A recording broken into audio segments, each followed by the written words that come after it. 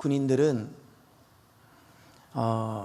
고단 매우 지치고 힘든 훈련을 하다가 보면 정신을 막 잃어버리게 됩니다. 너무너무 몸이 지치니까. 그래서 총을 잃어버릴까 봐 휴식을 취할 때도 총 방아쇠에 있는 그 거리에 전투화 끈 같은 것으로 자기 혁띠랑 묶어둡니다. 내가 5분간 휴식했다가 정신없이 일어나서 내가 너무 정신이 없어서 갈 때 내가 실수로 총을 두고 갈까 봐 묶어두고 갑니다. 묶어두고 자요. 누가 훔쳐가서 묶어두는 게 아니라 내가 정신을 차리지 못해서 내가 총을 두고 가는 군인이 될까 묶고 갑니다. 여러분이 정말 예수님 믿는 사람입니까? 군인이 총이 없어도 전투 현장에 나갈 수 있지요. 수류탄 들고 나갈 수도 있고. 그러나 기본이라는 게 있어요. 예수 믿는 내가 정말 거듭난 사람이라면 성정책, 예배당에 올 때 성정책 들고 오십시오. 성정책 들고 오십시오. 성정책 들고 오는 것이 무겁고 불편해서 휴대폰으로 보는 것 그러지 마시고요.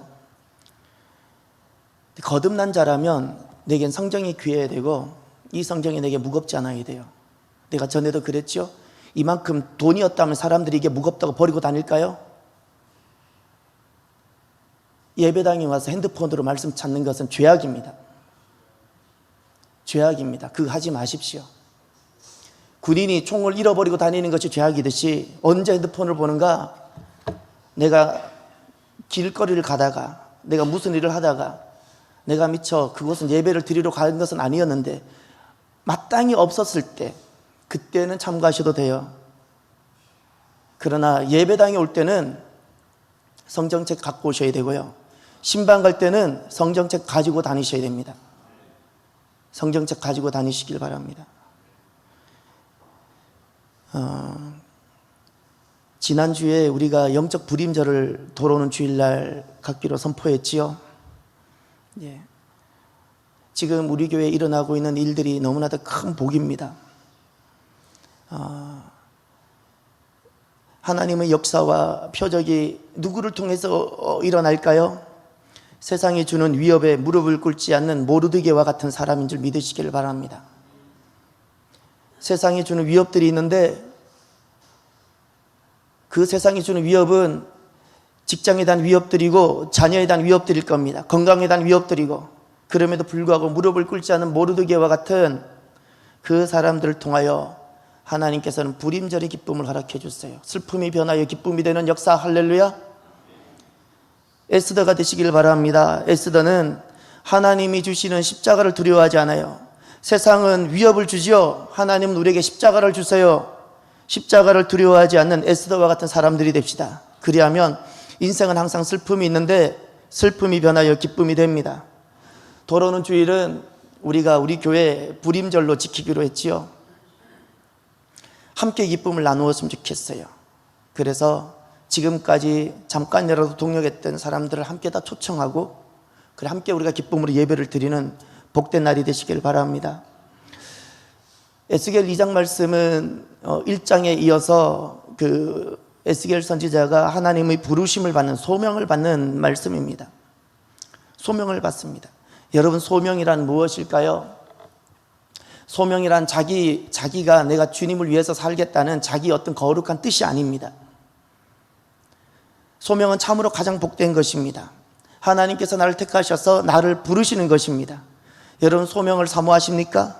소명을 사모하신다면 오늘 본문의 첫 번째 믿음으로 거룩한 결단을 하시길 바랍니다. 믿음으로 거룩한 결단. 오늘 본문을 한번 보시길 바랍니다. 2장 1절을 보십시오. 1절과 2절이 소명과 관련된 말씀입니다. 그가 내게 이르시되 인자야 내 발로 일어서라 내가 내게 말하리라 하시며 그가 내게 말씀하실 때에 그 영이 내게 임하사 나를 일으켜 내 발로 세우시기로 내가 그 말씀하시는 자의 소리를 들으니. 아멘. 지금 에스겔 선지자에게 인자야 내 발로 일어서라고 말씀하고 있죠. 이 일어서라는 것은 단순히 일어선다는 것만이 뜻하는 것이 아니고요. 실은 지금 28절 끝에 보면 1장 28절 끝에 보면 에스겔 선지자가 엎어져 있는 것, 엎드려져 있는 것을 보게 될 겁니다. 주님께서 왜 일어서라고 하셨을까요? 엎어져서 있으면 안 되나요? 엎어져서 기도하는 자세로 있으면 안 되나요? 이것은 믿음의 결단인 줄 믿으시길 바랍니다. 믿음의 결단이에요. 1장 1절로 가보십시오. 1장 1절. 30째 해 넷째 달 초 5세에 내가 그발 강가에 사로잡힌 자 중에 있을 때에 하늘이 열리며 하나님의 모습이 내게 보이니 요 1장 1절 말씀이 2장 1절로 넘어가는 겁니다. 1장 2절부터 1장 마지막 절까지는 하늘이 열려서 에스겔 선지자가 보게 된 말씀이에요. 순간적으로 본 거고 영원히 본 겁니다. 그렇게 되고 바로 2장 1절로 넘어갑니다. 하늘이 열렸어요. 그래서 그가 너무나도 두렵고 떨려서 엎어져 있었어요. 그랬더니 2장 1절에 그가 내게 이르시되, 이제 주님께서 에스겔 선지자를 부르시는 말씀이에요. 하늘이 열렸는데, 그리고 하나님께서 에스겔을 선지자를 부르시는 거예요. 인자야 내 발로 일어서라, 내가 내게 말하리라. 주님께서는 우리에게 믿음의 결단을 요구하십니다. 그 믿음의 결단이란 무엇일까요? 일어서라는 이 말씀은 무엇일까요? 내 발로 일어서라, 너 스스로 믿음의 결단하라라는 그 말씀은 무엇일까요? 에스더를 기억하십시오. 모르드게를 기억하십시오. 모르드게는 그가 지금 무릎을 꿇지 않겠다는 그 결단은 자기 생명을 스스로 위협하는 것이고, 하나님이 돕지 않았으면 그는 하만이 달렸던 그 장대에, 본인 25m 장대에 그가 죽었을 것입니다. 그럼에도 불구하고 그가 무릎을 꿇지 않았지요. 무엇을 말하는가요? 주님을 위해서 살겠다라는 믿음의 결단입니다. 에스더를 기억하십시오. 그는 이 왕후의 지위를 얼마든지 잃어버릴 수 있었습니다. 그럼에도 불구하고 그가 금식을 하죠. 그리고 그가 죽으면 죽으리라 결단하고 나오지요. 이것이 믿음의 결단입니다. 믿음의 결단. 사도 바울이 기억나십니까? 사도 바울은 살아도 주를 위하여 살고 죽어도 주를 위하여 죽나니 사나 죽으나 주의 것이로다, 나는 주의 것이로다. 이것이 믿음의 결단입니다. 내 발로 일어서라 라는 그 말은 단순히 몸이 일어서는 것을 말하는 것이 아니고, 몸은 엎어져 있든 일어서 있든 상관이 없는데, 이 의미는 믿음의 거룩한 결단을 하라는 뜻입니다. 주님을 위해 살겠다라는 믿음의 결단입니다. 저와 여러분도 오늘날 지금까지 살아오면서 내가 주님을 위해 나는 어떤 믿음의 결단이 있었는가를 돌이켜 보십시오. 오늘날은 다 자기를 위해서 살아가는 시대입니다. 오늘은 다 자기를 위해서 살아가는데, 오늘날 누구에게 주님께서 찾아오셔서 하늘문을 여시고 하나님 그를 부르시고 성령을 부어주시는가? 주님을 위해 살겠다고 거룩한 결단을 하는 바로 그 자입니다. 그 자가 남자든 여자든 나이가 많든 어리든 관계가 없습니다. 주님을 위해 살겠다고 하는 갓 예수 믿은 사람일지라도 주님을 위해서 살겠다는 그 거룩한 결단이 흔들리지 않을 때 주님께서 그에게 성령을 부어주시고 그를 일으켜 세워주시고 하늘의 새 능력을 덧입혀 주셔서 하나님 음성 듣게 해주세요. 하나님 음성 듣게 해주세요. 하나님은 그를 통해서 일하세요. 직분을 통해서 일하지 않았어요. 잊지 마세요. 그를 통해서 일하세요. 믿음으로 결단하면 주님께서 하늘문을 열어주시고 성령을 부어주세요.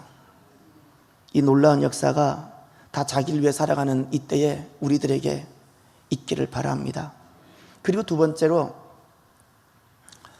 오늘 본문에 하나님께서 에스겔을 부르시는데 어디로 보내시는지를, 에스겔 사역지를 찾아보십시오. 그 사역지가 3절과 4절에 나옵니다. 먼저 성경을 먼저 보고 말씀을 들읍시다.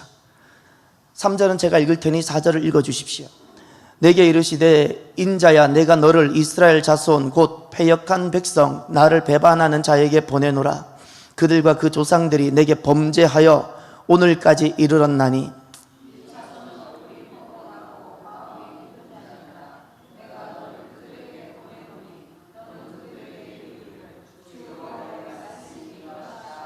아멘. 보내노라라는 말씀이 두 번 보이는 것이 보입니까? 3절에도 보내노라 보이죠. 4절에도 보내노라 보이죠. 주님께서 왜 에스겔에게 찾아오셔서 에스겔을 왜 부르시죠?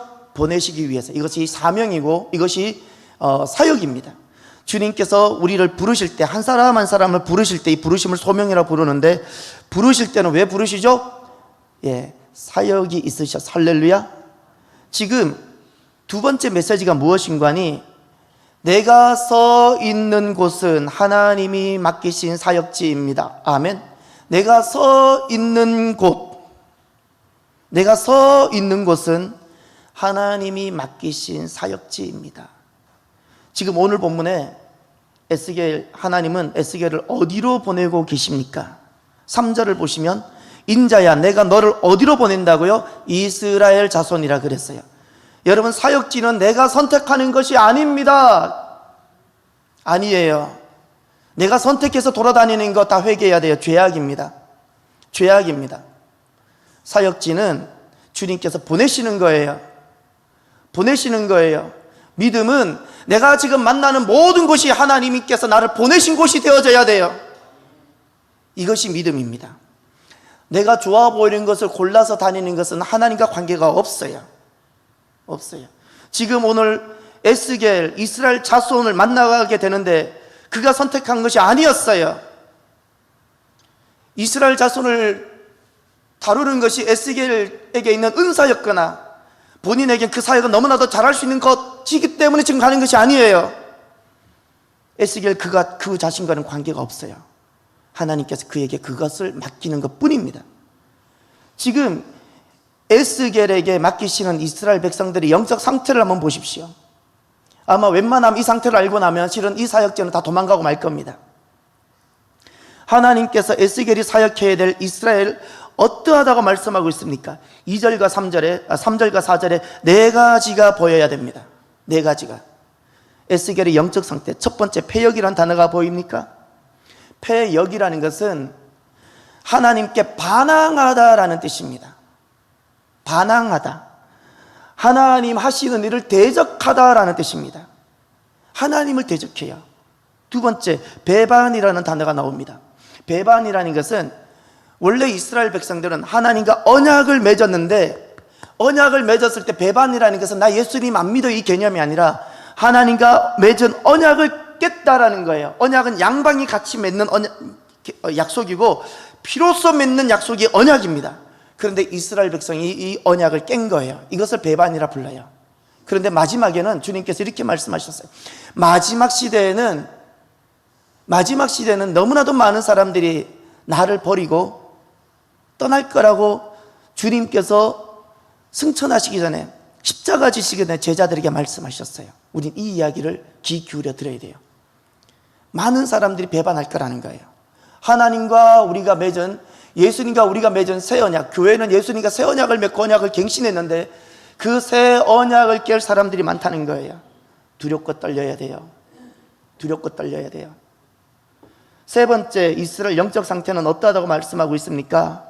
얼굴이 뻔뻔하다 그랬죠. 얼굴 뻔뻔입니다. 얼굴 뻔뻔이라는 이 뜻은 무엇일까요?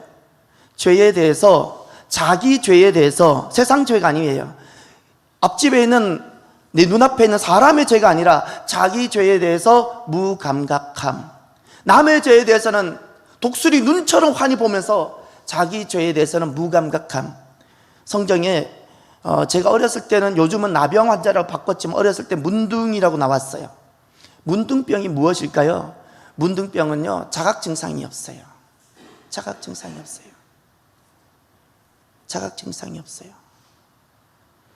우리 일제시대 때 시인 중에 문둥병 환자가 있었던 그분이 있었죠. 보리필이라는 시가 기억나나요? 예.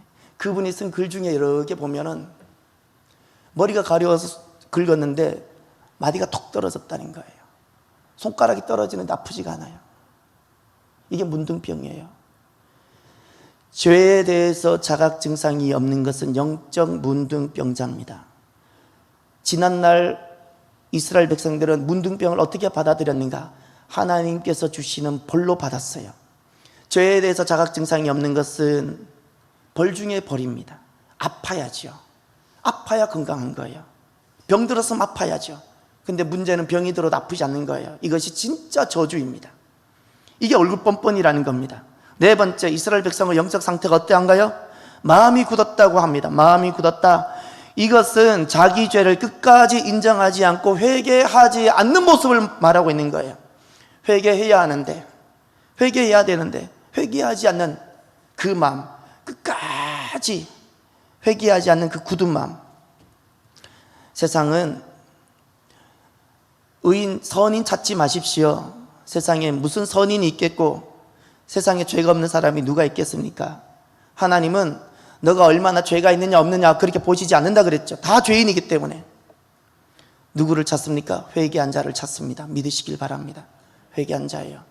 누구든지 회개하면, 누구든지 예수님 보혈을 의지해서 십자가 붙들고 주님 앞에 굴복하고 자기 죄를 시인하고 보혈을 붙잡으면 그가 사함을 받아요.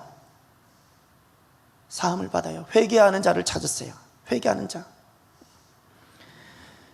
성경에 죄인이란 단어가 자주 등장하고 죄가 자주 등장하죠. 성경에서 죄인이라 말할 때 오늘 이스라엘 백성들 이 죄의 모습이 보이잖아요. 성경이 죄인이라 그랬을 때 그 죄는 도대체 무엇일까요?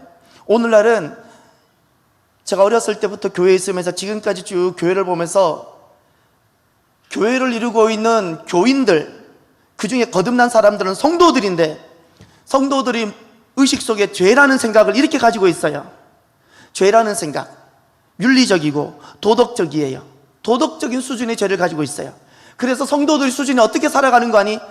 세상 사람들보다 조금 더 착하게 살아가고 의롭게 살아가는 것이 성도라 생각해요. 아니요. 하나님이 원하시는 성도의 모습은 그것이 아니고 하나님이 우리에게 말씀하신 죄는 그것이 아니에요. 제가 도덕적인 죄를 부정하다는 게 아니에요. 성경에서 말하는 죄는 하나님께 범죄하는 것입니다. 사람에게 범죄하는 것이 아니라 하나님께 범죄하는 거예요. 사람에게는 많은 돈을 줄 수도 있고 선을 베풀 수 있지만 중요한 건 그가 하나님께 범죄할 수 있다는 사실이에요. 사람들에게는 선망의 대상이고 영웅일 수 있지만 그가 하나님이 하시는 그 일을 대적할 수 있어요. 하나님과 맺은 언약을 그가 깨요. 자기가 지금 어떤 죄를, 어떤 불법을 저지르고 있는지도 모르는 채 살아갈 수도 있다는 거예요. 이것이 죄예요. 그러면서도 회개하지 않는 것. 하나님께서는 에스겔을 부르십니다. 그리고 이스라엘 백성들에게 보내십니다. 이스라엘은 포로된 땅에 있는 그 이스라엘 백성들, 하나님께서 에스겔에게 주신 사역입니다. 하나님께서 오늘 우리들을 부르십니다. 사랑하는 백성들, 회개하고 주님께 돌아온 이들을 주님께서 부르십니다. 부르실 때는 주의 거룩한 사역을 그들에게 주시고 부르십니다. 그래서 은사도 주시고 성령도 주시고 하늘의 신령한 능력도 주시고 그렇게 주십니다. 왜죠? 사역을 감당할 수 있도록 하기 위해서. 그래서 여기에서 우리가 경각심을 하나 가져야 됩니다. 우리가 많이 기도하고 지금 우리 교회도 많이 기도해 왔는데 은사를 받았다든지 응답을 받은 것으로 멈추지 마십시오. 은사의 목적은 방언이든 신유든 축기든 무엇이든 그 자체에 있지 않아요. 그 은사의 목적은 거룩한 주의 사역을 이루어내게 하기 위해서 하나님께서 선물로 내게 주시는 하나님의 능력인 줄 믿으시기를 바라요. 은사 받은 것으로 끝나는 것이 아니에요. 은사 받은 것으로 끝나는 그것이 바로 한 달란트고 악하고 게으른 종이에요. 그게 악한 거예요. 그게 게으른 거예요. 그것이 죄예요. 은사를 받았다면 받지 않았을 때와 비교할 수 없는 헌신과 비교할 수 없는 섬김으로 그가 사역을 해내야 돼요. 사역을 해내야 돼요. 은사 받은 걸로 끝났다가 시험 드는 경우가 한두 번이 아니고요. 많은 은사 받고 변질되고 이단이 된 경우가 얼마나 많은지 아세요? 오늘날 하나님께서 우리를 부르시고 우리를 보내십니다. 어디로 보내실까요? 지난날 에스겔은 포로된 땅 그 이스라엘 백성들에게 보내셨지요. 하나님께서 믿음으로 결단한 이들에게 성령을 부으시고 보냈어요. 오늘 우리도 부르시고 우리를 보냈어요. 우리의 사역지는 어디일까요? 내가 서 있는 곳입니다. 할렐루야. 내가 서 있는 곳이 하나님께서 나에게 보내신, 나에게 맡기신 사역지임이 믿음으로 고백되어져야 돼요. 우리는 내가 좋아서 선택하고 내가 싫기 때문에 피해 다니는 사람이 아닙니다. 주님께서 나를 부르셨고 이제 주님께서 나를 감동하셔서 가정이라는 곳도 보내시고 교회라는 곳도 보내시고 내가 있는 이 지역으로 하나님 나를 보내시는 거예요. 할렐루야. 그래서 우리가 만나고 내가 서 있는 이 모든 땅은 실은 거룩함으로 만나야 돼요. 왜냐하면 내가 좋아하는 기호와 관련해서 온 것이 아니에요. 아니고 하나님의 온전하시고 완전하신 하나님의 작정과 섭리 가운데 하나님께서 나를 구별하셔서 보내신 거예요. 여기는 하나님의 영원한 뜻이 있고 목적이 있어요. 하나님 사랑이 있고 계획이 있어요.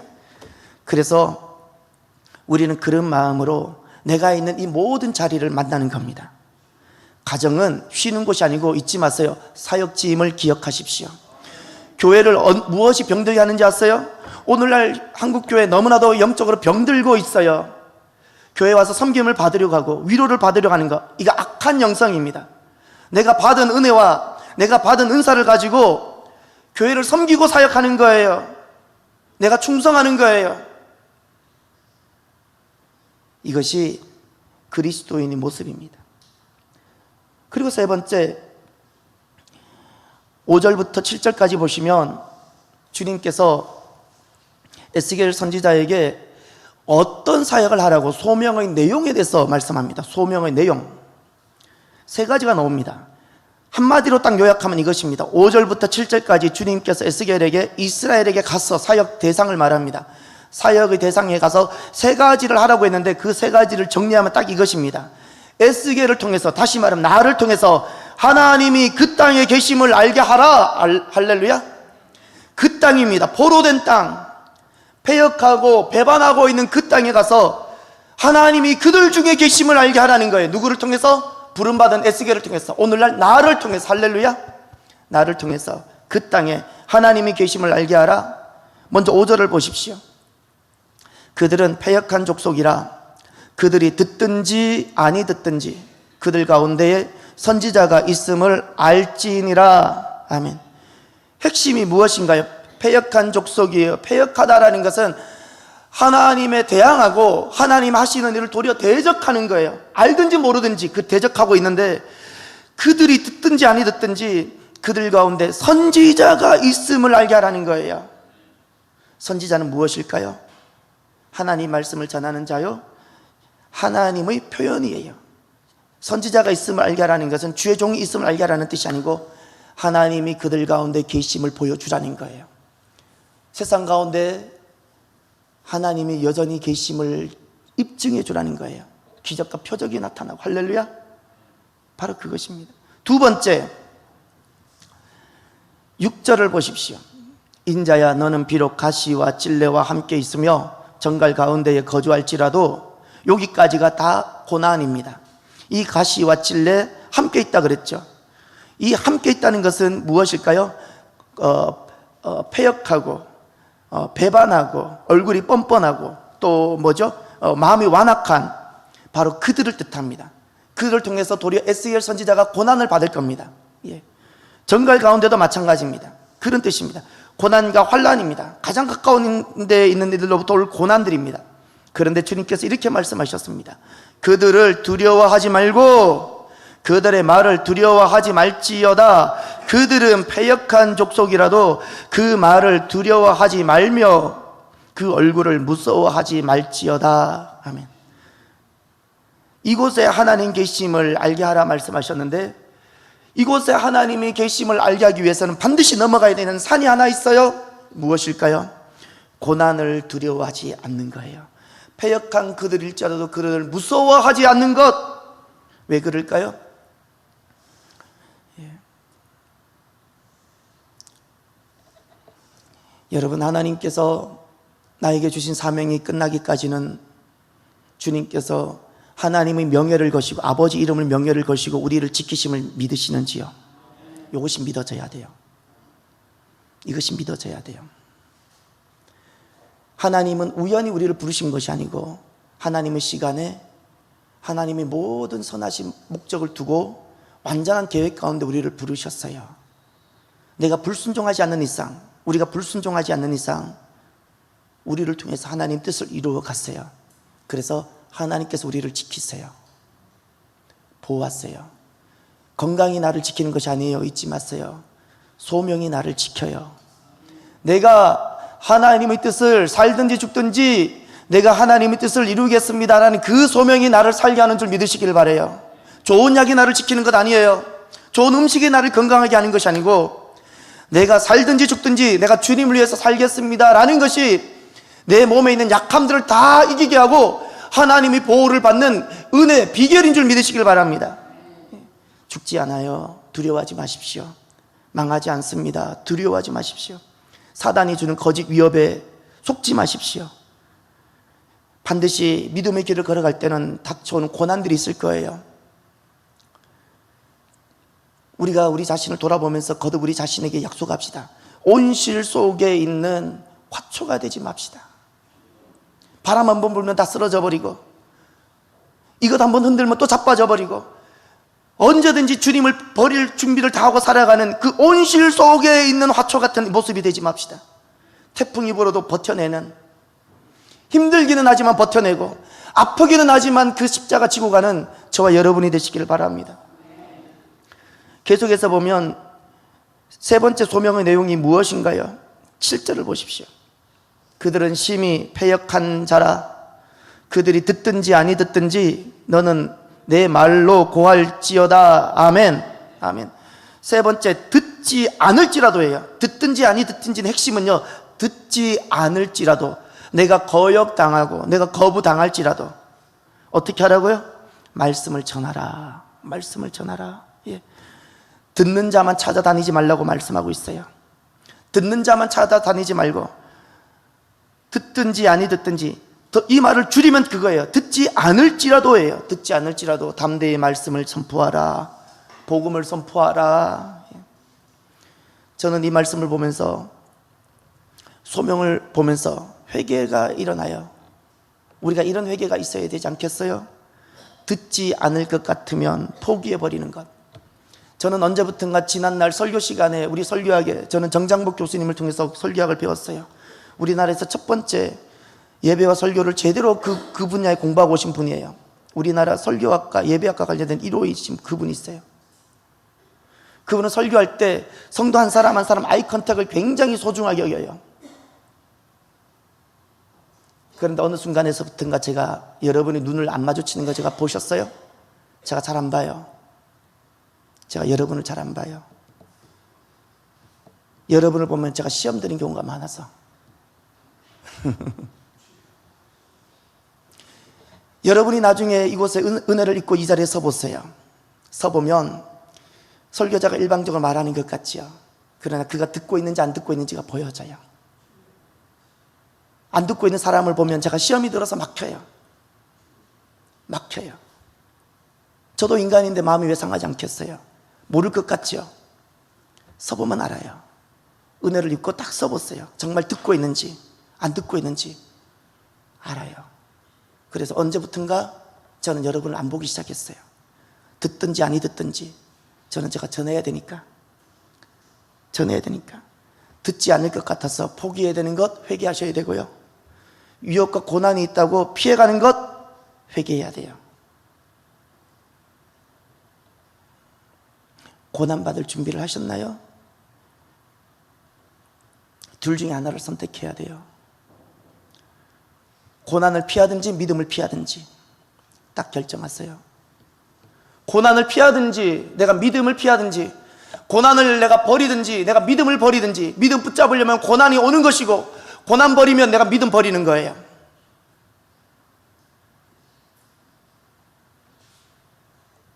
위협과 고난이 있다고 포기해요?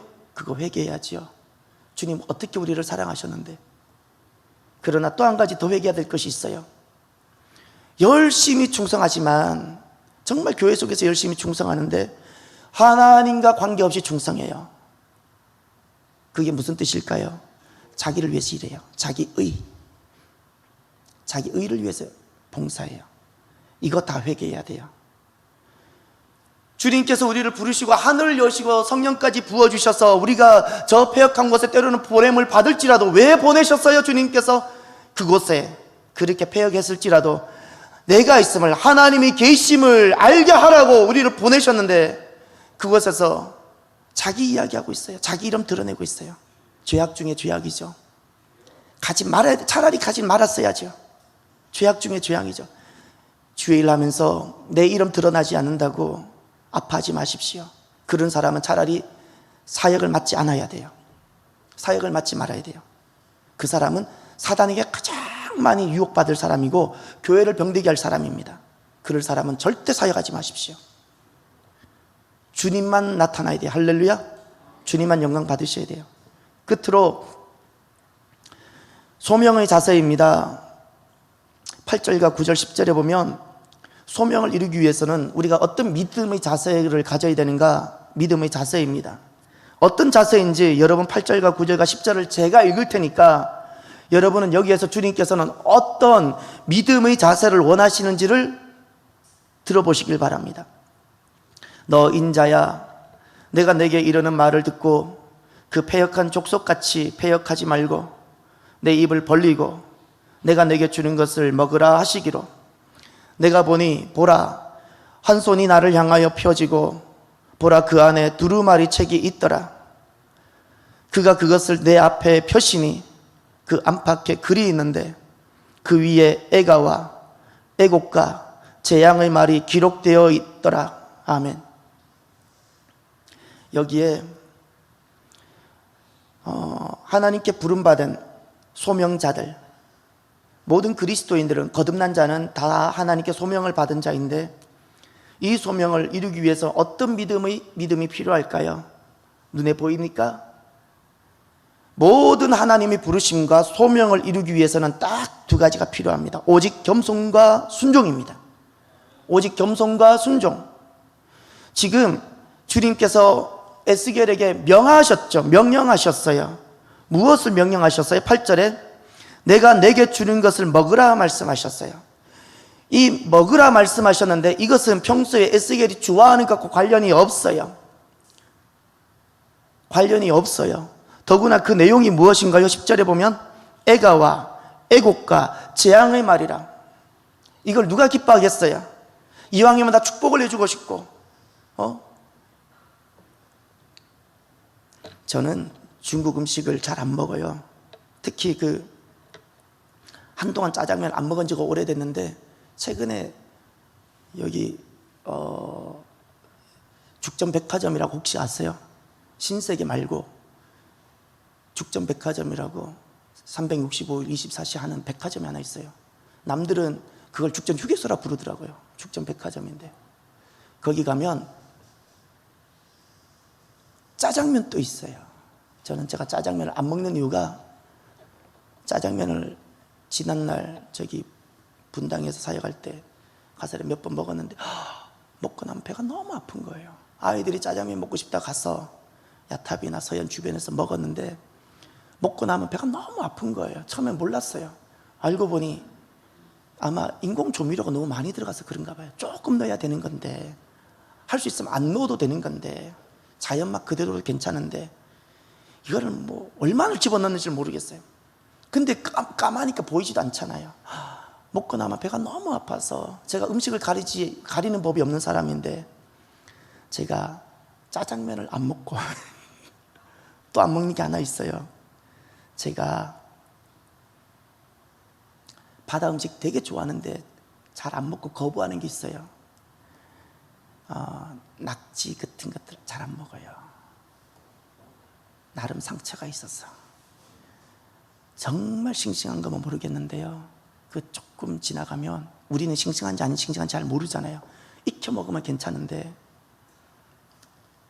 저희 어머니께서 잔치집에 갔다가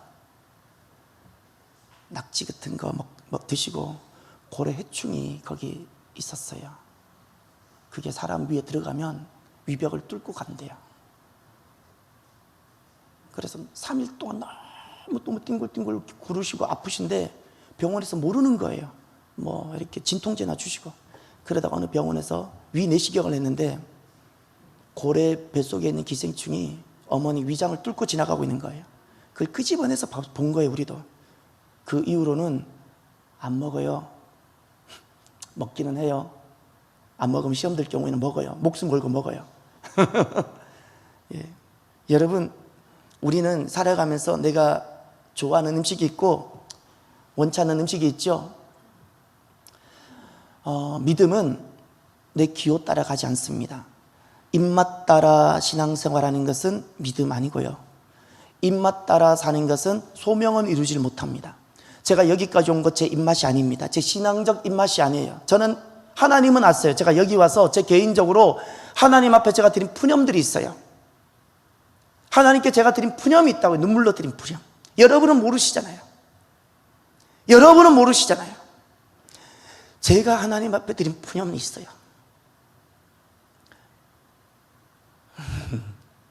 이건 원래 원고에 없었던 건데. 중요한 것은 신앙생활은 자기 기호에 따라 하는 거 아니에요. 입맛 따라 하는 거 아니에요. 에스겔 선지자 지금 믿음의 거룩한 결단을 했더니 주님께서 하늘문을 여시고 성령도 부으시고 그에게 사역지로 보내셨는데 사역지도 탐탁지 않아요. 해야 될 내용을 보니까 더 엄청나요. 자기 기호와는 전혀 맞지 않는 것을 하나님 하라 하시는 거예요. 여러분, 패역이라는 사실을, 패역이라는 게 무엇인지를 우리가 꼭 기억하면 좋겠습니다. 8절에 주님께서 이 말씀하시면서 패역이라는 단어를 쓰셨어요.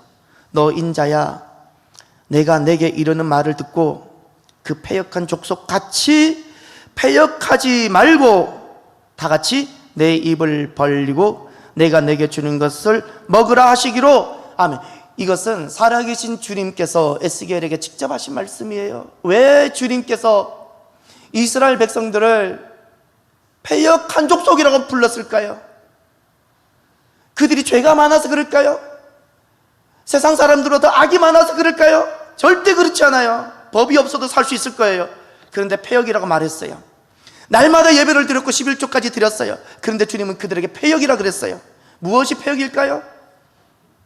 주님께서 주는 것을 먹지 않고 저항했어요. 그게 패역이에요. 주님께서 주시는 것을 자기가 가렸어요.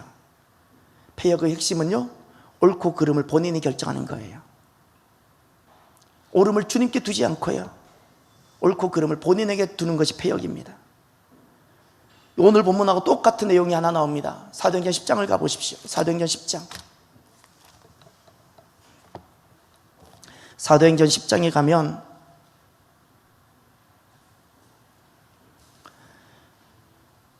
베드로가 기도하는 내용이 나옵니다. 11절에 하늘이 열리며 한 그릇이 내려오는 것을 보니 큰 보자기 같고 내 귀를 메어 땅에 들이웠더라. 그 안에는 땅에 있는 각종 네 발 가진 짐승과 기는 것과 공중에 나는 것들이 있더라. 또 소리가 있으되 베드로야 일어나 잡아먹으라 하거늘. 이것은 베드로가 좋아하는 음식도 아니고 먹어서는 안 되는 부정한 음식인데 먹으라고 해요. 예. 그런데 베드로가 그래서 이렇게 말하죠. 14절에 주여 그럴 수 없나이다. 속되고 깨끗하지 아니한 것을 내가 결코 먹지 아니하였나이다. 예. 이것이 14절 요 말씀이 무엇인지 보면 결코 틀린 말이 아닌데 틀렸어요. 그거 아세요? 지금 베드로가 했던 말이 틀렸나요? 틀리지 않았는데 틀렸어요. 이것이 옳고 그름을 베드로가 결정했다는 거예요. 이것이 오늘 말하면 선악과를 따먹은 것이고, 옳고 그름을 본인이 결정하는 것이고, 주님이 주시는 것을 내가 보고 좋으면 하고 그렇지 않으면 안 하겠다는 거예요. 이것이 패역의 모습이에요. 속되고 깨끗하지 아니한 건 내가 먹지 않겠다. 이것이 패역이에요. 여기에서 베드로가 변하는 거예요. 15절을 보시면 베드로가 깨달아요. 회개합니다. 두 번째 소리가 있으되 하나님께서 깨끗하게 하신 것을 내가 속되다 하지 말라. 요 말씀이에요. 요 말씀 우리 가슴 속에 새겨져야 돼요. 하나님께서 내게 맡기신 사역은 어떤 사역이든지 거룩한 것이고, 하나님께서 나를 보내신 그곳은 어떤 곳이든지 거룩한 곳인 줄 믿으시기를 바라요. 이 믿음이 내게 있어야 돼요. 하나님께서 깨끗하게 하신 것, 그건 모두가 다 거룩한 거예요. 그것이 눈물이 있기도 하고 그것이 아픔이 있기도 할지라도 그것은 귀한 거예요. 귀한 거예요. 모든 우리가 걸어가는 믿음의 길, 주님께 부름받아 걸어가는 이 소명의 길, 이 소명의 길을 이루는 데 있어서는 오직 겸손과 순종뿐입니다. 겸손이라는 것은 내가 옳고 그름을 보고 내가 결정하고 싶은 그것을 내려놓고 주님 앞에 복종한다는 뜻이에요. 주님의 선하심을 내가 인정하고 주님의 그 결정에 내가 동의해서 나를 낮추는 것을 말하는 거예요.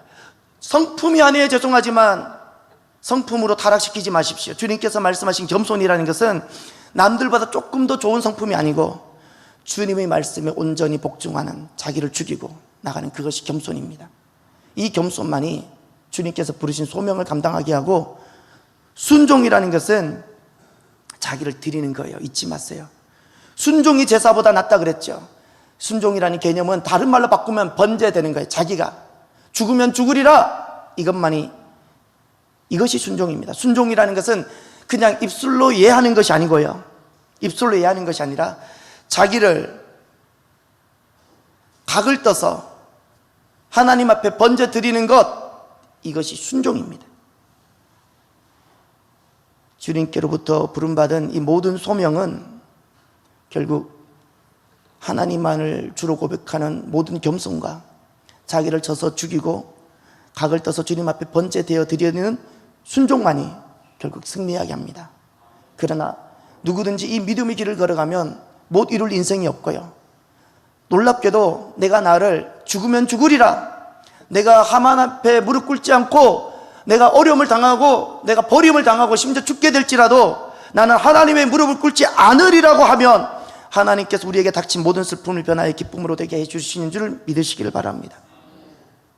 기도합시다.